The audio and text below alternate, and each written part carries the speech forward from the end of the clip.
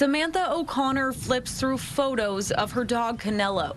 Canelo was one of 75 that died in a fire at the Ponderosa Pet Resort, the first and only time she ever boarded him. She was crying and she was like, "I'm so sorry. There was an accident. There was a fire, and Canelo is gone." And I think I went into shock, and I don't even remember how I got home. My husband and I were boarding a plane to come home from vacation when we got the call. Gizmo and Drexel belonged to Lake and Huckins. Just trying to keep it together the whole flight home. Driven by grief, they started asking questions. I think that the majority of everyone didn't know that our animals were going to be left overnight, and none of us knew that these kind of facilities were not required to have a fire alarm system.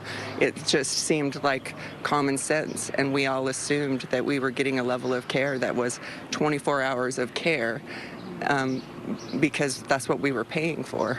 About 6 months later, the city of Georgetown amended its fire codes. We started off by going city to city trying to get them to adopt what Georgetown did here.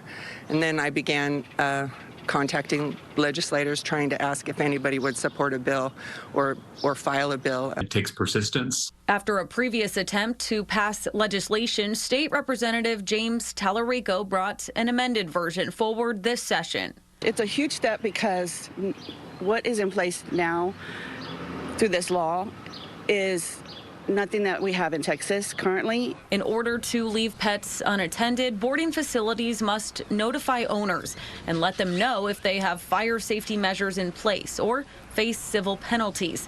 Pet owners must also then give their consent. I met with those grieving families, and I know their heartache, and I know that they miss their loyal companions deeply, but I hope they know that something good has come out of this horrific tragedy, and that because of their efforts, because of their advocacy, we're going to prevent a tragedy like this from ever happening again in our state. Not far from the scene of tragedy, Angel Wings, honoring pets that have passed on to a better place. It's not just friends. I mean, we had a lot of our customers, that had pets. The co-owners of Wag Heaven have a special nickname for those lost at Ponderosa. Some featured here in the mural, unveiled last year on the anniversary. 75 heroes, we call them. They're heroes because of the legislation, because of the rules that are going to change, but they're also angels. We always talk about animals crossing the Rainbow Bridge, and it was sad to have 75 cross that night.